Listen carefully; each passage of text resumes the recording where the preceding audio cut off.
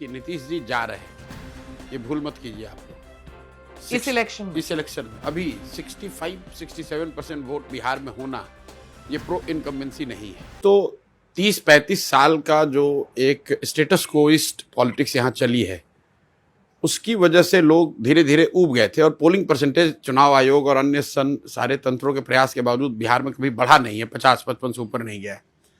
पहली बार यहाँ जन सुराज के तौर पर एक नया विकल्प, एक नया प्रयास शुरू हुआ है। तो कुछ पोलिंग परसेंटेज तो उस वजह से बढ़ा है, बिल्कुल इसमें कहीं कोई दो मत नहीं है, क्योंकि अब ज़्यादातर जगहों पर त्रिकोणीय लड़ाई है। पहले दो ही था, तो जो उनके समर्थक थे वो वोट देते थे, जो समर्थक नहीं थे वो छोड़ो भाई क्या ही करना है, लालू या नीतीश ही हैं। पहली बार एक कोई नया, चाहे आप उसको पसंद करें न करें, उसकी वायबिलिटी क्या है नहीं है, ये पहली बार ऐसा हो रहा है।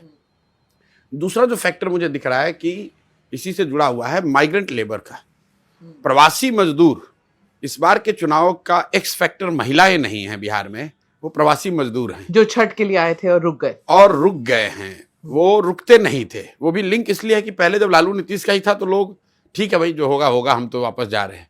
इस बार लोगों को लग रहा है कि नहीं, रुक के देख लेते हैं, वोट करके देख लेते हैं, शायद बदल जाए, शायद हमारी जिंदगी भी सुधर जाए। तो ये दोनों फैक्टर जो है ये बहुत बड़ा रोल प्ले किया है। और 10 परसेंटेज पॉइंट पर जो माइग्रेंट लेबर है उनको लाया कौन था? आप नहीं लाया कौन, ये महत्वपूर्ण नहीं है। पर वही होता था ना, नहीं पहले होता था। देखिए माइग्रेंट लेबर कैप्टिव वोटर होता था एनडीए का, और इसी वजह से एनडीए के लोगों ने आज से करीब 6-8 महीने पहले बहुत बड़ा एक प्रयास किया था, पूरे देश भर में घूमकर कोई एक भारत श्रेष्ठ भारत के तहत एक कैंपेन किया था। बड़े बड़े नेता गए थे कि भाई आप लोग सब लोग प्रवासी वापस चलिए और वोट देकर आइए।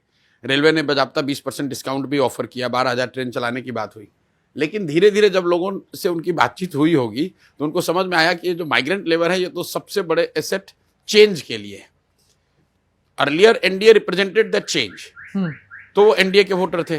टुडेज कॉन्टेक्स्ट जन Swaraj is representing the change, और वो इतनी बड़ी संख्या है उनकी प्रवासी मजदूरों की कि that is going to change the scale and the result of the election. 2 महीने पहले जब पटना में बात हुई थी हमारी, तब ऐसे लग रहा था, सब कह रहे थे, सिर्फ आप नहीं, सब कह रहे थे कि नीतीश कुमार जी का वक्त खत्म हो गया है, वो रिटायर होने वाले हैं, अगर जीत भी गए तो गद्दी पे नहीं बैठेंगे। लेकिन फर्स्ट राउंड पोलिंग के बाद वही विशेषज्ञ अब कहते हैं कि उनके प्रति इतना रोष नहीं है जितना लोग समझते थे। नहीं, देखिए ऐसा है कि नीतीश जी जा रहे हैं, ये भूल मत कीजिए आप लोग। इस इलेक्शन में अभी 65-67% वोट बिहार में होना ये प्रो इनकम्बेंसी नहीं है, ये नहीं हो सकता है, संभव ही नहीं है। तो अभी आप रिजल्ट को आने दीजिए, क्योंकि बड़ा मेस्ड अप सिचुएशन है। Unless you are doing a scientific exit poll, जो लोग भी बात कर रहे हैं वो हवा में बात कर रहे हैं, इसलिए बात कर रहे हैं। आप मुझे बताइए, प्रेडिक्शन वगैरह की बात छोड़ दीजिए, मुझे ये कोई बता दे कि भाई जब पोलिंग हो रही थी 9 तारीख को, तो 11 बजे, 1 बजे, 3 बजे, जब तक नंबर नहीं आए इसी के, किसी ने बताया हो कि भाई बहुत भयानक वोटिंग दिख रही है? किसी ने नहीं बताया।